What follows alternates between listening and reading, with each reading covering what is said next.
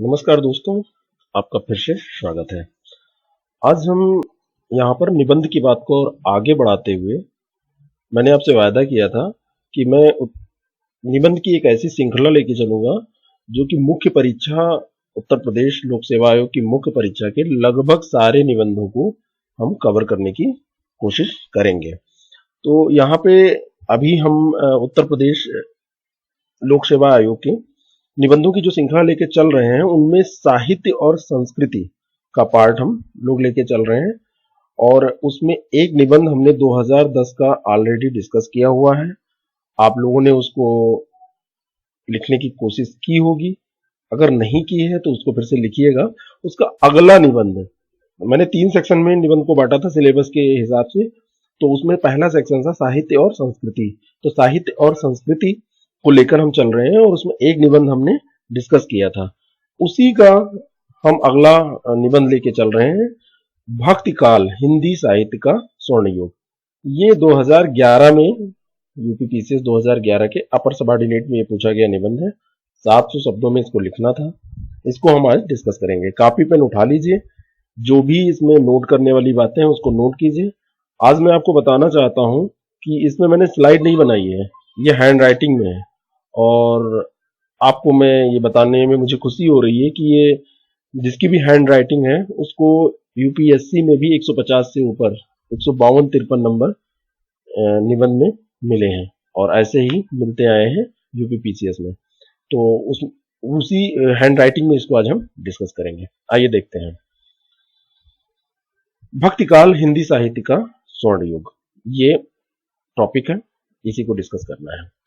यहाँ पे स्ट्रक्चर देखें तो इसको हम 4 भागों में बांट सकते हैं। एक तो भूमिका होती ही है, दूसरा होता है कि भक्ति काल को हिंदी साहित्य का स्वर्ण युग क्यों कहते हैं, इसकी विशेषताएं क्या हैं। ये 2 हो गए। बॉडी पैराग्राफ में इसको लिखेंगे और फिर हम निष्कर्ष पर आ जाएंगे, ठीक है ना। तो इसमें हम अलग से नहीं बनाएंगे। आइए डायरेक्ट निबंध देखते हैं और ये जैसे लिखा हुआ है, ये एक मानक पे लिखा हुआ है। लगभग ये पूरा निबंध लिखा हुआ है, बीच में थोड़ा सा शार्ट किया गया है, इसलिए वो भी इसलिए शार्ट किया गया है कि उसको हम आप डिस्कस करें तो काफी कुछ समझ में आ जाए। अगर पूरा लिख दिया जाता तो वो समझ में नहीं आता। देखते हैं कैसे स्टार्टिंग की जाती है। तो भूमिका देखिए, मैंने बताया था आपको कि किसी कवि की या किसी जैसे कबीर दास हैं, तुलसीदास हैं, इनको कवि लेखक इस टाइप का कहना है, ये तो बहुत बड़े संत थे, तो इनकी पंक्तियों से हम शुरू कर सकते हैं। यहां देखिए भक्ति काल की बात हो रही है तो भक्ति काल के ही किसी कवि यानी कि कबीर के द्वारा, जैसे ये है ना, जाति पाति पूछे नहीं कोई, हरिका भजे सो हरिका होई। यहां से अगर हम इसकी स्टार्टिंग कर दें, ये सबको याद भी है, तो देखिए कैसे लिखा जा रहा है। ये बहुत अच्छे तरीके से निबंध लिखा गया है। देखिए, जिस काव्य आंदोलन का मूल आधार हरि को भजकर ही ईश्वर की प्राप्ति कर लेना है, ऐसे काल को हिंदी साहित्य में भक्ति काल के रूप में जाना जाता है। देखिए कितनी बढ़िया स्टार्टिंग की गई है। सच्ची निष्ठा, गहन अनुराग तथा तीव्र भावनात्मक उद्वेग से प्रेरित होकर जिस साहित्य का केंद्रीय तत्व भक्ति निर्धारित हो गया, उसी कालखंड के साहित्य को भक्तिकालीन काव्य कहा गया। देखिए कितनी बढ़िया है, मतलब कितना बढ़िया से परिभाषा ये दी जा रही है। यानी कि सच्ची निष्ठा, गहन अनुराग तथा तीव्र भावनात्मक उद्देश्य से प्रेरित होकर जिस साहित्य का केंद्रीय तत्व भक्ति निर्धारित हो गया। देखो यहाँ पे हम सिद्ध कर रहे हैं कि भक्ति काल क्यों कह रहे हैं, तो भक्ति काल इसलिए कह रहे हैं कि भक्ति यहाँ केंद्र में थी। और भक्ति क्यों केंद्र में थी? सच्ची निष्ठा, गहन अनुराग तथा तीव्र भावनात्मक उद्देश्य से प्रेरित होकर जिस साहित्य का केंद्रीय तत्व भक्ति, ठीक है ना, उसी कालखंड को। ऐतिहासिक तौर पर अब ये देखिए यहाँ पे एक समय सीमा दी हुई है कि 1318 से लेके 1643 तक के करीब। अगर आपको ऐसे याद नहीं आ रहा है तो आप ऐसे लिख सकते हैं 1300 से लगभग 1650, 1650 तक के काल को हिंदी साहित्य में भक्ति के काल के कोट में रखा जाता है। अगर ये नहीं याद आ रहा है तो इसमें कोई दिक्कत नहीं है, आप इसको ऐसे लिख दीजिए कि 1300 से लेके, सॉरी यस हो गया, 1300 से लेके, और इसको आप ऐसे लिख सकते हैं कि लगभग 1650, ये 350 साल लगभग ये ऐसे था, ठीक है ना।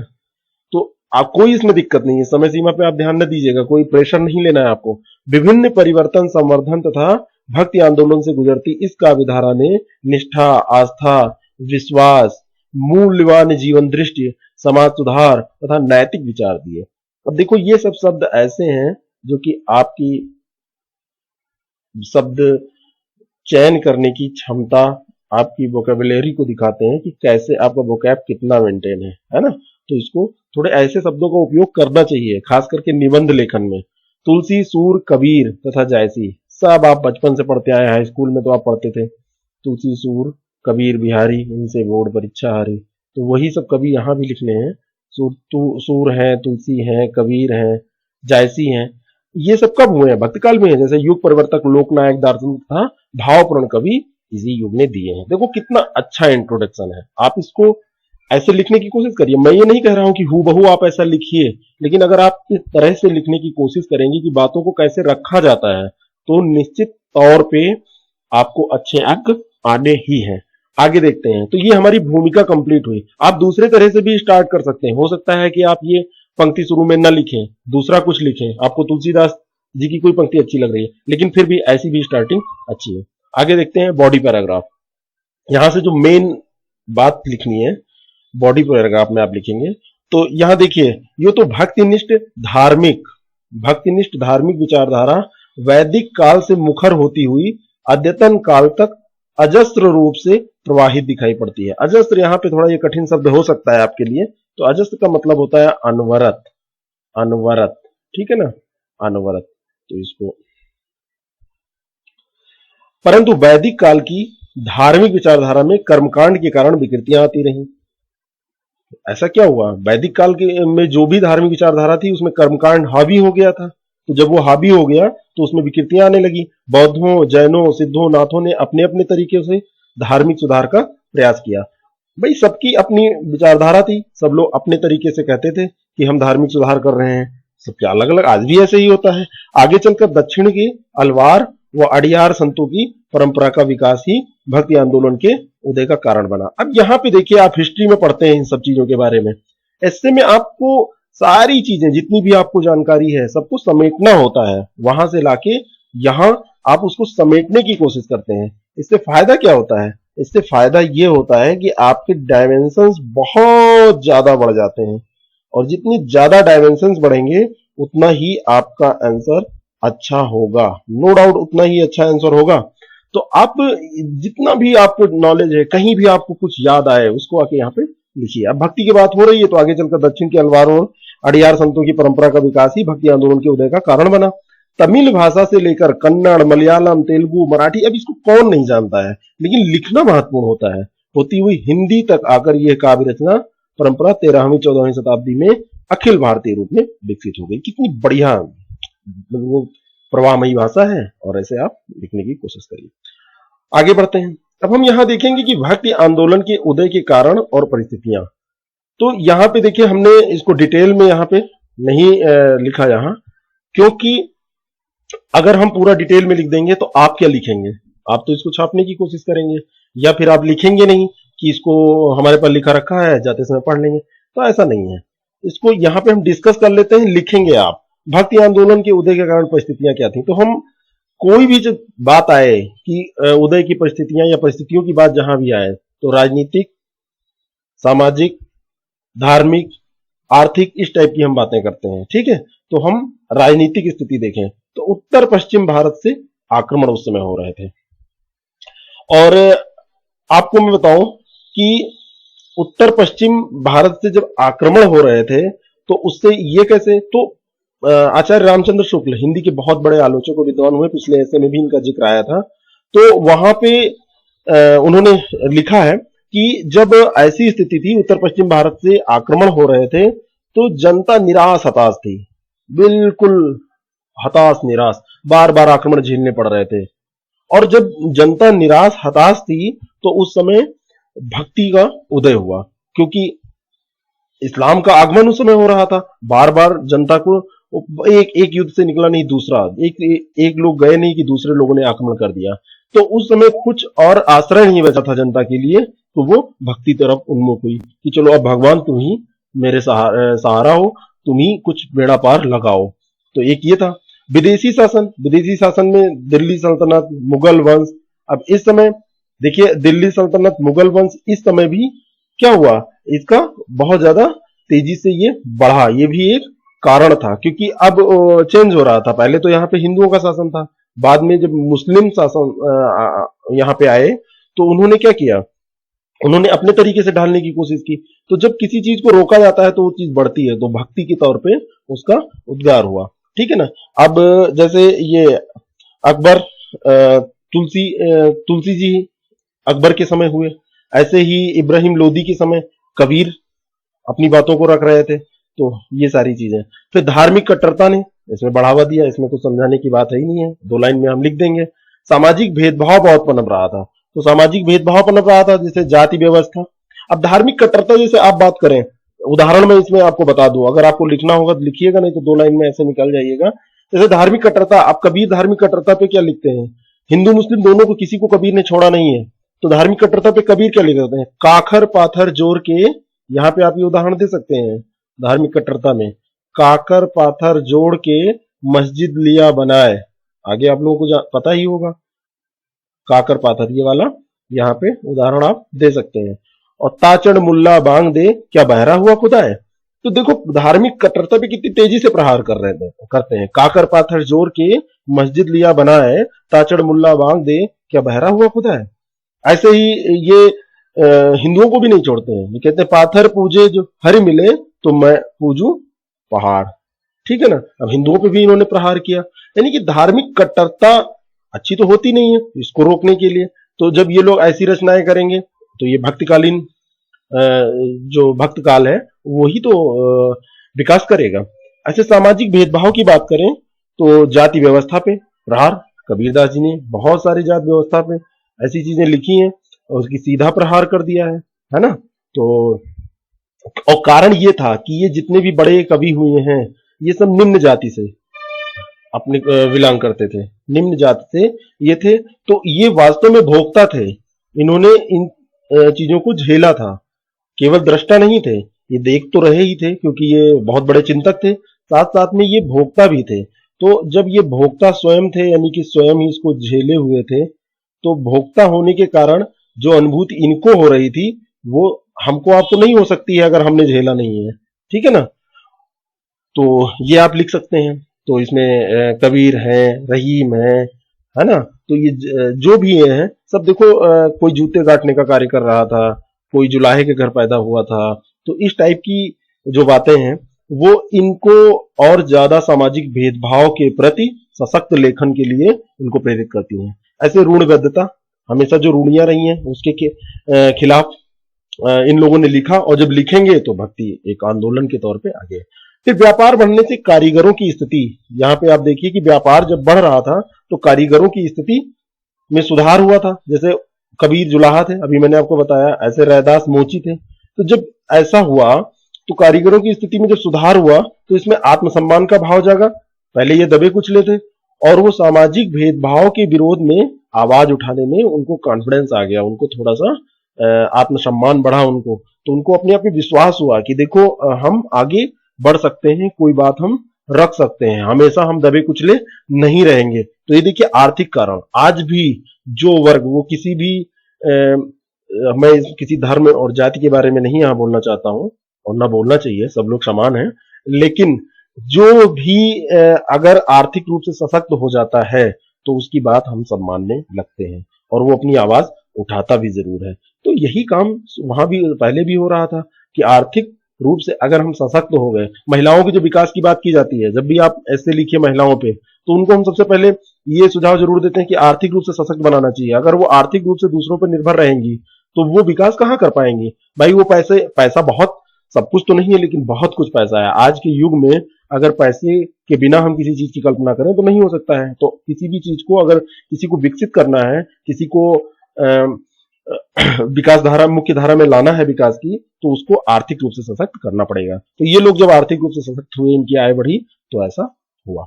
आगे हम बढ़ते हैं। नौ शासक वर्ग के आने से हिंदू सामंतशाही कमजोर पड़ गई। पहले हिंदुओं का ही सब शासन था और जब नौ शासक वर्ग आया तो ये हिंदू सामंतशाही कमजोर पड़ गई और इससे भी भक्ति आंदोलन के विकास को बल मिला। क्योंकि हिंदू जाति व्यवस्था में हमेशा ये जो ये लेखक कवि हैं, इनका वर्ग हमेशा दबा कुचला रहता था और ये दरबारी टाइप की बातें, दरबारी कवि थे तो वो ये सारी बातें किया करते थे। लेकिन जब इसमें परिवर्तन हुआ तो हिंदू सामंतशाही कमजोर पड़ी, तो उनको विकास का अवसर मिल गया। ऐसे आप लिखते चले जाएंगे। आगे चलते हैं कि ये भक्ति काल को हिंदी साहित्य का स्वर्ण युग ऐसा क्यों कहा जाता है, स्वर्ण युग, स्वर्ण काल, इसको स्वर्ण काल क्यों कहते हैं। तो यहां पे देखिए सामाजिक और धार्मिक बुराइयों पर इन्होंने बहुत तगड़ी चोट की थी। देखिए ये उदाहरण मैंने वहां पे आपको बताया था, यहाँ पे ये लिखा हुआ है, काकर पाथर जोड़ के मस्जिद नहीं बनाए, है ना, ताचड़ मुल्ला बांग दे का बहरा हुआ खुदा है, ऐसे पाथर पूजे। तो यहाँ अगर वहां आपने लिख दिया पहले तो यहां मत लिखिएगा, जे तू बाभन बबनी जाया, ठीक है ना। तो ये सारी बातें जो कर रहे हैं कबीर दास, रहीम दास, जो भी कर रहे हैं, यहाँ कबीर की बातें की गई हैं। आपको जो भी उदाहरण जिसके भी याद आए आप लिख सकते हैं। तो ये सामाजिक बुराइयों पर बहुत तगड़ी से प्रहार कर रहे थे, और यकीन मानिए अगर सामाजिक बुराइयां दूर नहीं होंगी तो समाज में कभी समानता की स्थिति नहीं आ पाएगी। तो इन लोगों ने जो आज अभी हम जो दंश झेल रहे हैं समाज में, उस पर कार्य बहुत पहले शुरू कर दिया था। आज हम जिस चीज का चिंतन कर रहे हैं तब आज भी ये प्रासंगिक है, जो भी इन्होंने बातें कही थी वो आज भी प्रासंगिक है। आर्थिक दृष्टि की आइए बात करते हैं। तो कबीर दास ने देखो कितनी बड़ी बात उस समय कह दी थी, कबीरा खड़ा बाजार में लिए लुकाठी हाथ, ठीक है ना। अब कबीरा खड़ा बाजार में लिए लुकाठी हाथ, आगे इसमें है कि जो घर जा रहे आप नो चले हमारे साथ।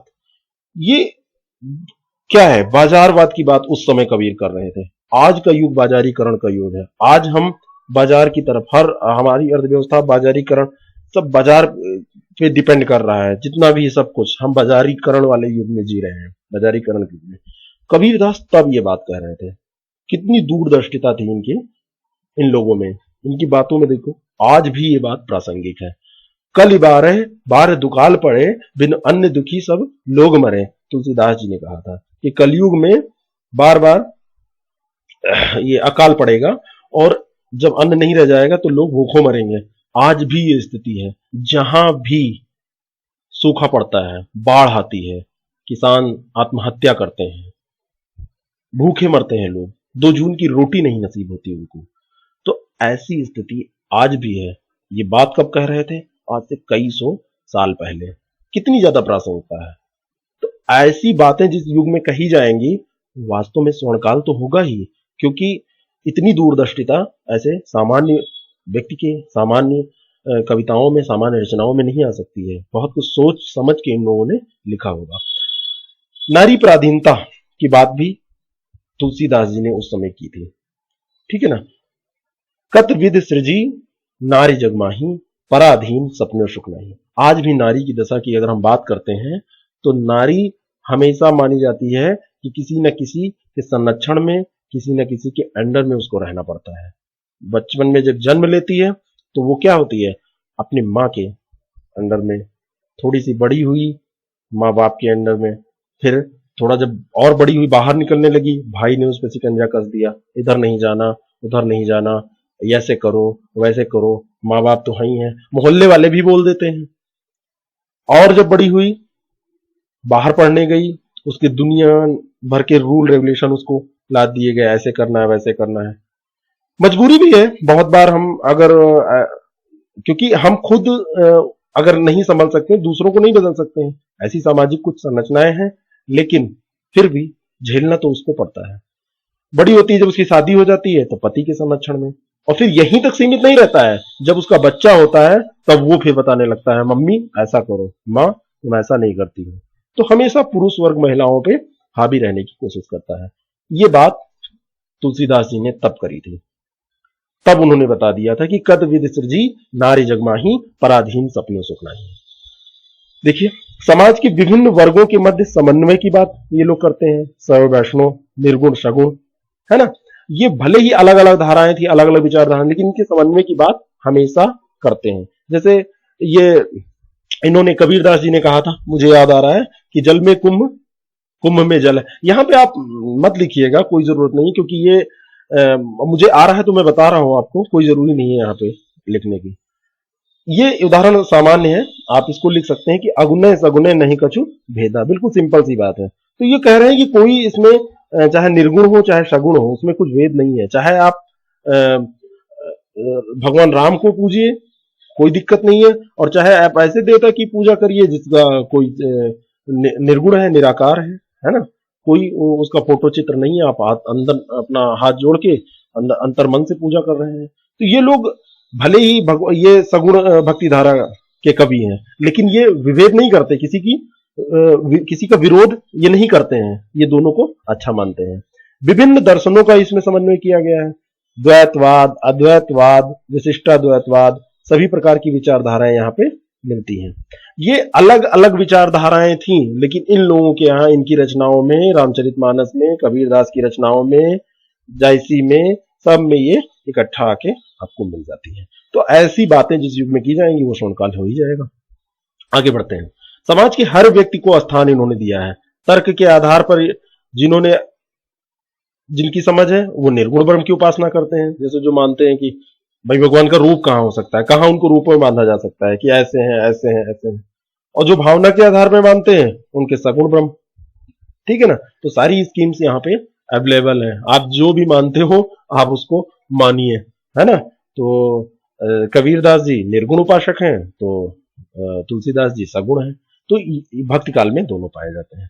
निराश हताश जनता को लोक मंगल व लोक रंजन से जोड़ा।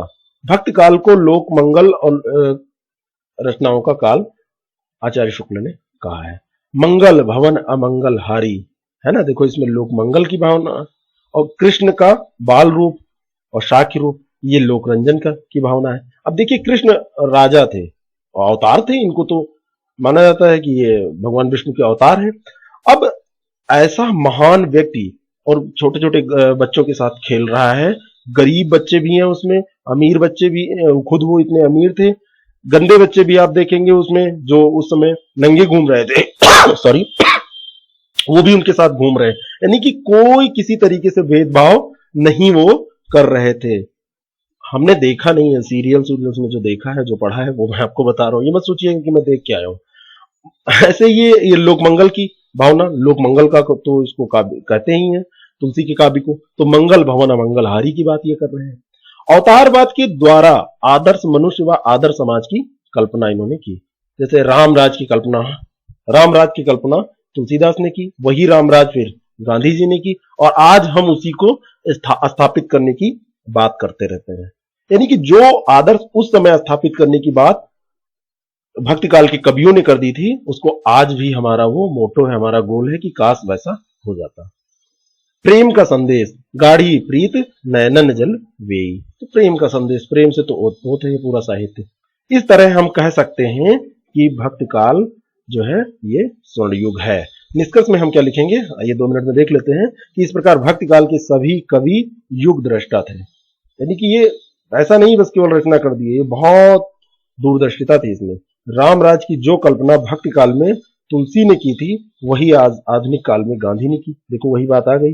कबीर का अमरदेशवा हो या सूर का वृंदावन, जायसी का सिंघल द्वीप हो, ये सारे ऐसे कल्पना लोक हैं जहां मनुष्य को गरिमामय जीवन प्राप्त, समाज के जिस ढांचे की कल्पना इन कवियों ने, स्वप्नदर्शियों ने की थी, वो आज के वैज्ञानिक प्रगतिशील युग में भी सबका साध्य बना हुआ है। आज भी हम चाह रहे हैं ऐसा समाज हो जहां सबकी समान अधिकार मिले, ऐसा समाज हो जहां सबको रोटी कपड़ा मकान मिले, ऐसा समाज हो जहां पे भेदभाव ना हो, ऐसा समाज हो जहां पे स्त्रियां आगे बढ़ सकें, स्त्रियों को समान, महिलाओं को समान अधिकार मिल सके, वो हमारे साथ कदम मिला के चल सकें। ये सारी बातें इन लोगों ने उस समय दूरदर्शिता के कारण कर डाली थी। आज भी इसकी प्रासंगिकता है। आज के कल्याणकारी राज्य की अवधारणा का उद्भव भारत के साहित्य में सदियों पहले इसी तरह हो गया था। आज जिस हम कल्याणकारी राज्य की बात करते हैं, है ना, जिसपे अमर्त्य सेन को नोबेल मिला एक सिद्धांत देके, उससे बड़े बड़े सिद्धांत इसमें दिए हुए हैं। अतः सही अर्थों में भक्ति काल को ही हिंदी साहित्य का स्वर्ण युग कहा जा सकता है। ये एक डिस्कशन आपके सामने हमने प्रस्तुत किया, हम लोगों ने इसको समझा। आप अपनी भाषा में इसको लिखिएगा।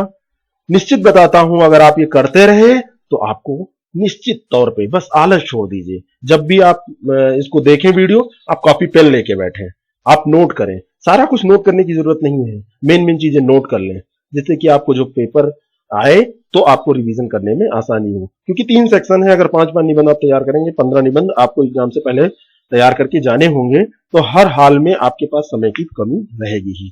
निश्चित यकीन दिलाता हूं कि यूपी पीसेट में 100 से कम मार्क्स आपको आएंगे नहीं। अगर ऐसे आप लिखते रहे तो यूपीएससी में भी आपको 140 135 अंक आसानी से मिल जाएंगे, बिल्कुल आसानी से। थोड़ा सा और मेहनत करेंगे 150 से ऊपर, थोड़ी सी मेहनत अगर यहां कर देंगे तो यूपी पीसेट में भी 110 से कम मार्क्स नहीं आएंगे। आईएएस प्रेप यूट्यूब चैनल जो है आपको हमेशा ऐसी सामग्री उपलब्ध कराता रहेगा। आप इसको सब्सक्राइब कर लीजिए। अगर आपको अच्छा लग रहा है, अपने दोस्तों को, अपने फ्रेंड को ज्यादा से ज्यादा सहयोग करिए उनकी।